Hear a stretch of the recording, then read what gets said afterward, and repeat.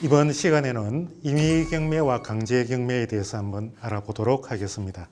오 변호사님, 네. 우리 경매 물건 보고 입찰 참가할 때 그게 임의경매인지 강제경매인지 네. 신경 씁니까?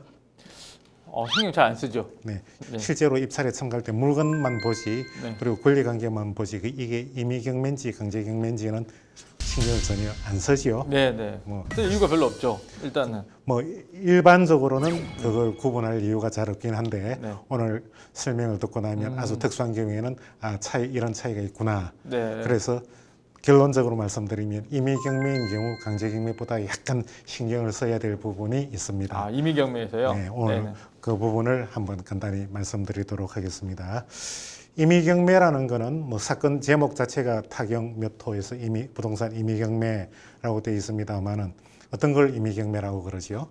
뭐 소송이나 이런 걸 통하지 않고 네. 저당권에 의해서 경매가 진행되는 경우를 저희들이 네. 말하죠. 근저당권자가 그냥 네. 등기부 하나 내고 경매 신청을 해서 진행되는 게 임의경매.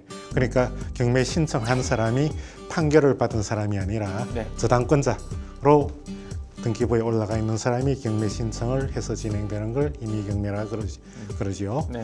반대로 강제경매는 금방 말씀드린 것처럼 저당권자가 신청한 게 아니라 집행권은 판결을 받은 사람이 판결을 가지고 경매 신청하는 거. 그러니까 어떤 액션이 한번 들어가야 되죠. 소송이나 뭐 그렇죠. 직임명령이나 바로 할 수 있는 건 아니고. 저당권자는 그냥 등기부에 자기가 저당권만 있으면 그것 갖고 경매 신청을 할 수 있는데 강제경매는 경매하기에 앞서서 소송을 한다거나 약속금 공정 정서를 받거나 지급명령을 신청해서 확정받거나 그런 절차가 필요하지요. 두 건의 경매 신청이 있는데 하나는 강제경매고 네. 하나는 임의경매다. 네. 하나는 저당권자가 신청한 거고 네네. 하나는 판결을 받은 사람이 신청한 거다. 네네. 이 두 개가 있을 때 이 사건이 임의경매 사건입니까? 강제경매 사건이겠습니까? 먼저 신청한 사람 거 아닌가요? 그렇죠. 먼저 신청해가지고 지금 진행되는 사건, 그게 저당권자가 신청해서 진행되는 것 같으면 그 뒤에 강제경매가 여러 건 개시 결정이 나더라도 그거는 제일 먼저 신청한 실제 지금 진행되고 있는 사건, 그거에 따라 임의경매인지 강제경매인지 그렇게 구분할 수 있습니다. 자, 그러면 이제 본론으로 들어가서 강제경매와 임의경매 차이가 무엇이냐? 아까 말씀하신 것처럼 실제로 우리가 입찰에 참가하고자 하는 사람은 전혀 신경을 안 쓰죠. 네네. 실질적으로는 차이가 없기 때문에 신경을 안 씁니다. 네. 그냥 절차 진행은 임의경매든 강제경매든 완전히 동일합니다. 네. 본질적인 본질적인 차이는 네. 그냥 법률 용어로 공신력 유무라고 합니다. 네. 임의경매 사건은 공신력을 인정하지 않는다. 네. 반대로 강제경매 사건은 공신력을 인정한다. 이게 무슨 소리냐면 강제경매의 경우에는 판결이 위조된 것이 아닌 한 네. 실제로 그 판결대로 채권이 없는 것이라고 하더라도 처음부터 없는 채권이 없는데 속여서 판결을 받았다. 또는 판결을 받고 나서 그 뒤에 다 갚아서 채권이 없다. 네. 그런데 판결이라는 종이가 있으니까 그것 갖고 경매 신청을 했다. 네네. 이 강제경매에는 판결 자체가 위조된 것이 아닌 한 그 판결에서 주장하는 채권자가 채권이 없다고 하더라도 네. 없는 이유는 여러 가지가 있겠죠. 판결 받고 그 뒤에 다 변제받았습니다. 네. 그러면 소멸됐지요. 네네. 근데 판결이라는 종이 있습니다. 그걸 종이를 있음을 이유로 이용해서 또 경매 신청을 했다. 네네. 그래도 입찰에 참가해서 매각받은 사람이 그걸 채권이 있는 걸로 알았다. 그냥 판결에 있어 경매하는 거니까 나는 절차가 아무 하자가 없는 걸로 알았다.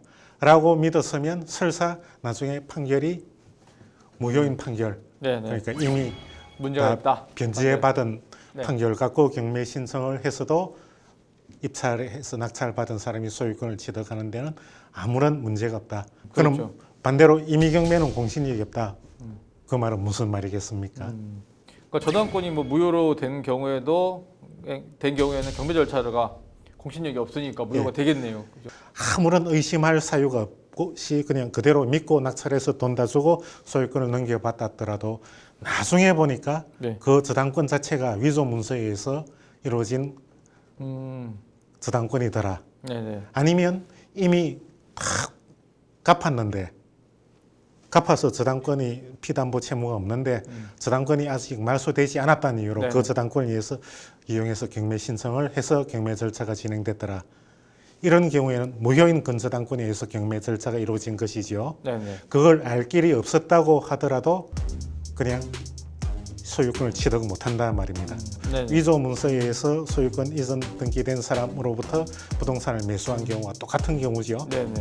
그걸 내가 알 길이 없었다고 하더라도 네. 10년이 지나고 20년이 지나도 뭐 물론 이제 등기부 취득 시효라는 게 있습니다만 아무리 오랜 지난 세월이 지났어도 돈 다 내고 소유권 취득해서 내가 살고 있더라도 나중에 그 사실을 밝혀내 가지고 그 이후로 소유권 말소하고 도로 소유권 돌려달라라고 네네. 다 말소돼 버린단 말입니다.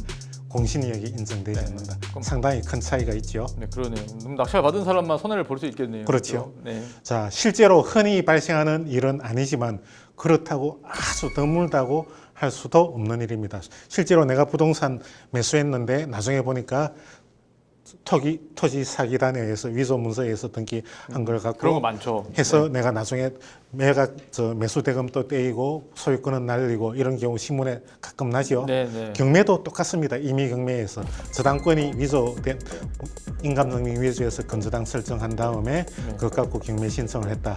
또는 돈을 다 받고도 아직 말소되지 않은 저당권 갖고 그냥 경매 신청을 했다.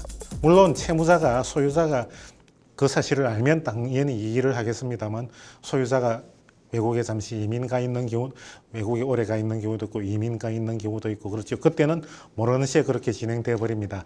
나중에 소유자가 찾아와서 이거 근저당권 이거 난 설정해 준 사실이 없는데